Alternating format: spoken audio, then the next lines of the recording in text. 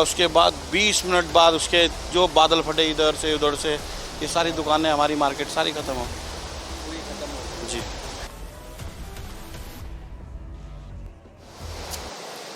देहरादून का सबसे मशहूर पर्यटक स्थल सहस्त्रधारा अब वो सहस्त्रधारा नहीं रहा जिसे शायद आपने पहले कभी तस्वीरों में या फिर कभी आप यहाँ आए होंगे, आपने देखा होगा। आपकी यादों में जो सहस्त्रधारा था वो अब उसका अतीत हो चुका है। अब यहाँ रौखड़ है, यहाँ पानी का जलजला है और दोनों किनारे, नदी के दोनों किनारे पूरी तरह से ध्वस्त हो चुके हैं।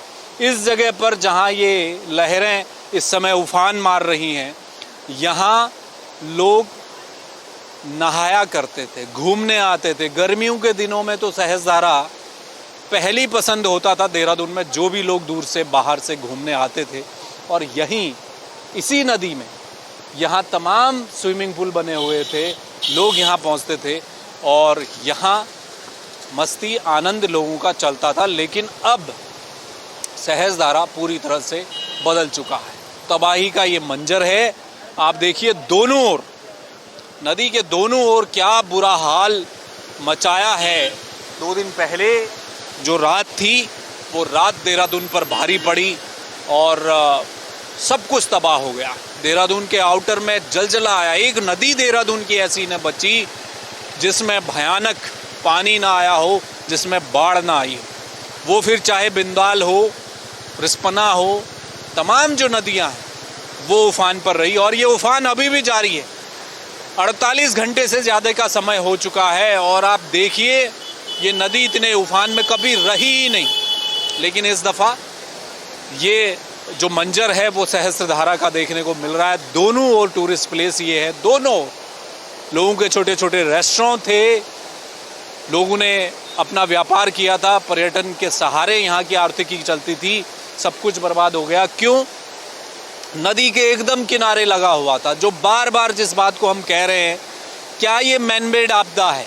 क्या ये मैन मेड आपदा है जिसमें लोग कह रहे हैं पानी तो बरसा, बादल तो फटा, नदी उफान पर तो आई, लेकिन हम क्या नदी के रास्ते के किनारे बहुत नज़दीक बैठ गए थे, इसलिए इतना बड़ा भारी जो नुकसान देहरादून के चारों तरफ हुआ है वो क्या इसलिए हुआ है?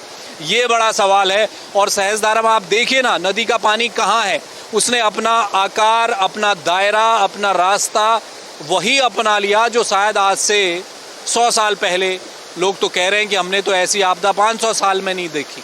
जैसा पानी इस दफ़ा देहरादून में आया तो आप देखिए वो अपने पुराने रास्तों से बहने लगी, वो झरने बहने लगे जहाँ प्रकृति पहले रहा करती थी, लेकिन हमने बीच में आकर घर बना लिए।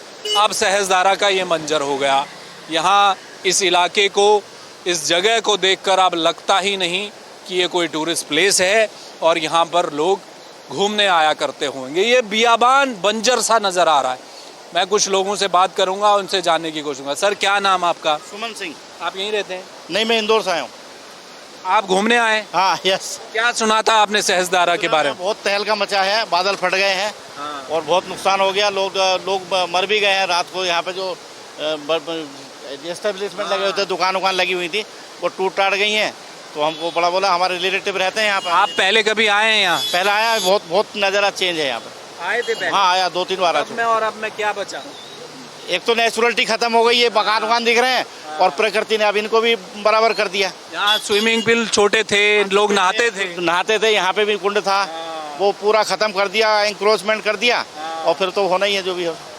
यहाँ पर बहुत टूरिस्ट आते हैं। जो भी देहरादून आता है उसकी पहली पसंद सहस्त्रधारा था, लेकिन इस बार सब कुछ बर्बाद। इस बार सब कुछ बर्बाद हो गया। देख रहे नज़ारा बहुत अलग ही हो रहा है। एक बात जो आपने बोली ना कि बिल्कुल नदी के किनारे हम आ गए हैं, नदी कहाँ जाए? ये इस तरह से बसना ही नहीं चाहिए, गलत पता है। इसके अलावा तो ये तो होना ही है।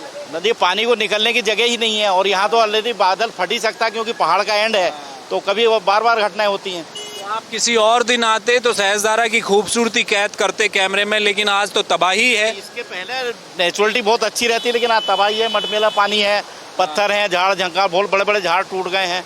आगे भी मैं देखा उधर एंड पे पॉइंट पे, तो उधर भी रोड टूटी हुई है, वहाँ भी काम चल रहा है।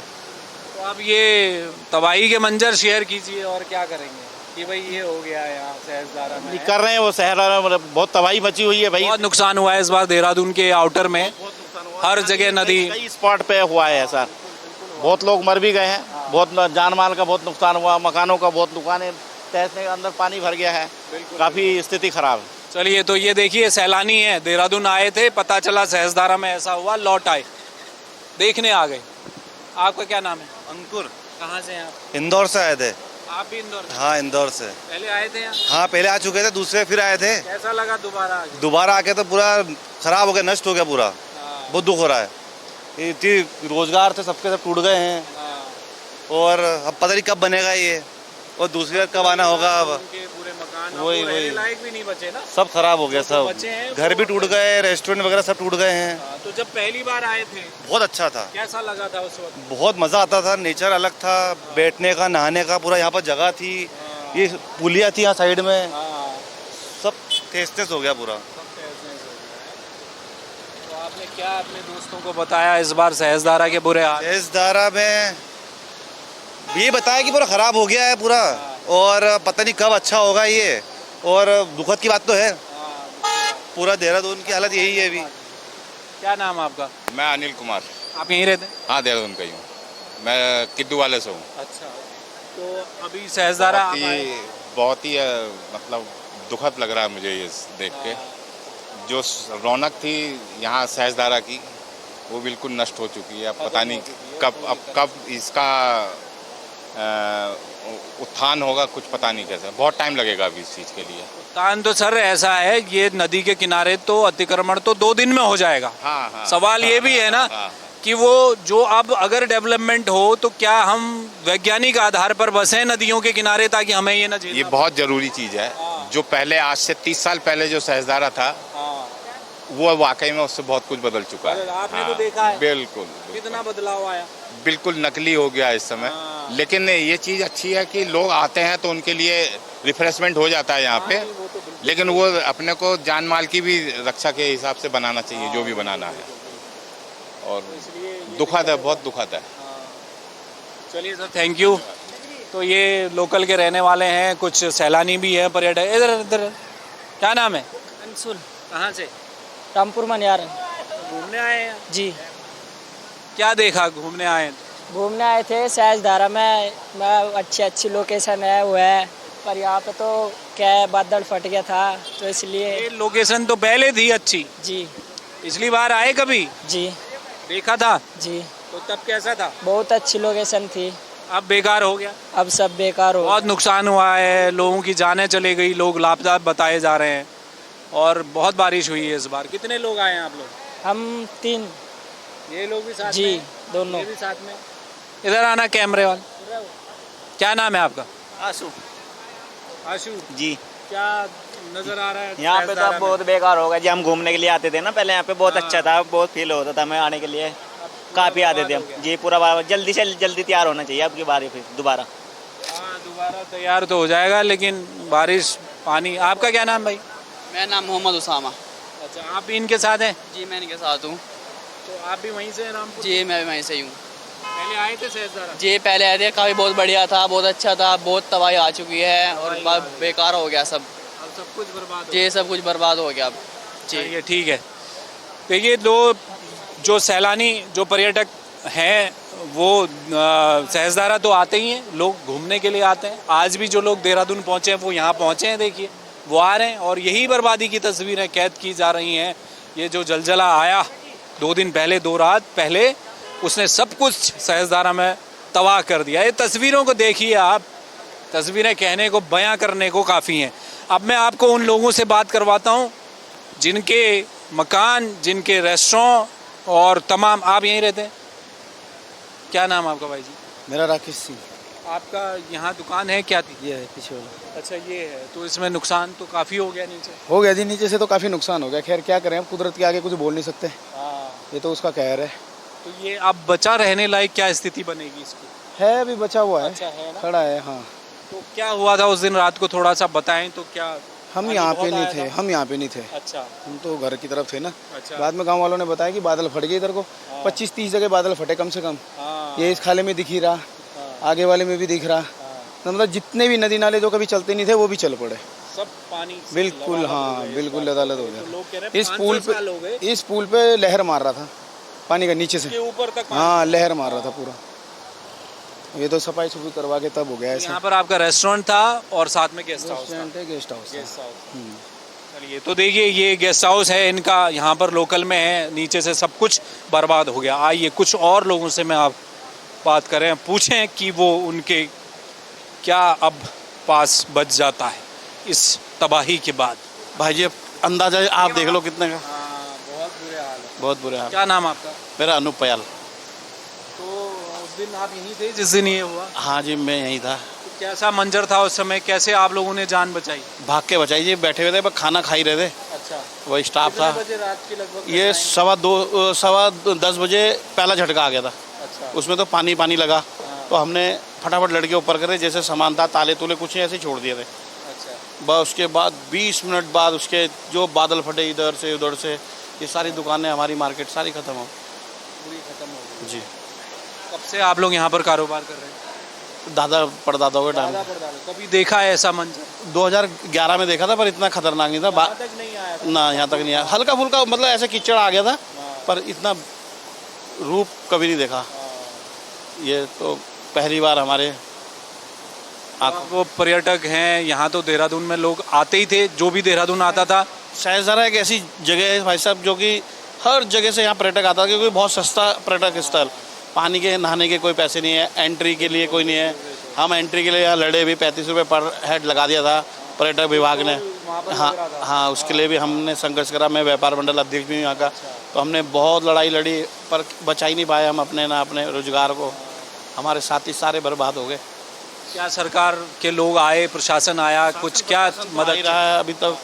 अभी असल में ऊपर कैजुअलिटी हो रखी है, 3 आदमी दबे हुए हैं, पहले वहीं लगे हुए हैं। फिर उसके बाद देखते हैं फिर यहाँ के लिए क्या सोचते हैं।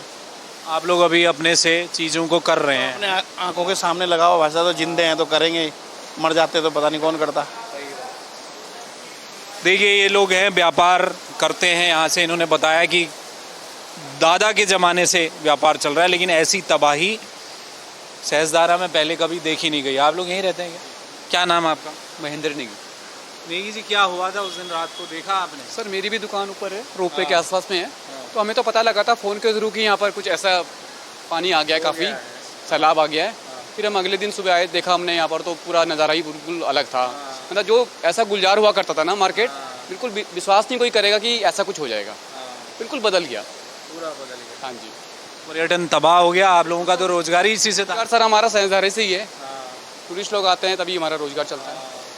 अब कितना वक्त लगेगा खड़े होने में, वापस ट्रैक में? सर अभी आप मान के चलो महीना 2-3 महीना सर लग जाएगा, इससे पहले कुछ नहीं होगा। चलिए, बहुत शुक्रिया। तो ये तमाम व्यापारी लोग हैं, यहाँ अपना छोटा व्यवसाय करते हैं। सहजदारा इसी के लिए जाना जाता है, पर्यटक स्थल है। अब वो व्यापार ही खत्म हो गया। सहजदारा में ये हाल है, देखिए ये मंजर है, सब कुछ तबाह हो गया। ये जो बीच की गली जो सहजदारा वो नदी के किनारे लगती हुई थी, उसमें ये छोटा सा बाज़ार था। यहाँ से निकल कर लोग यहाँ आते थे, यहाँ रेस्टोरेंट थे। ये सब कुछ तबाह हो गए हैं और उधर तो कई लोगों के दबने की भी आशंका है। लोग उनका खोजबीन अभी कर रहे हैं। कुल मिलाकर एक भारी नुकसान सहजदारा को उठाना पड़ा है। देहरादून के आउटर इलाके में तो बहुत दिक्कतें आई हैं। सहजदारा उसमें से एक था, मुख्य पर्यटक स्थल था। यहाँ हर व्यक्ति जो देहरादून पहुँचता था वो यहाँ आता था। आज उसे उल्टे पाँव लौटना पड़ रहा है। हमने कुछ लोगों को आपको दिखाया, तो यूपी से, इंदौर से लोग पहुँचे हुए थे। वो कह रहे थे कि हम लोगों को यकीन नहीं हो रहा कि जो सहजदारा पहले हुआ करता था वो अचानक से एक रात में उसकी तस्वीर बदल गई, और ऐसा सालों बाद देहरादून में देखा गया। अब सवाल ये है कि सहजदारा खड़ा हो जाएगा, आज नहीं तो कल अपने पैरों पर खड़ा हो जाएगा। लेकिन सवाल जो इस दफ़ा की आपदा ने बताए हैं सरकार को, प्रशासन को, स्थानीय लोगों को, क्या हम प्रकृति से खिलवाड़ कर रहे हैं? कहाँ तक हमको अपनी हदें रखनी चाहिए? क्या उससे सीख ले पाएंगे? ये बड़ा सवाल है। इस सवाल का जवाब ढूंढना भी बहुत ज़रूरी है।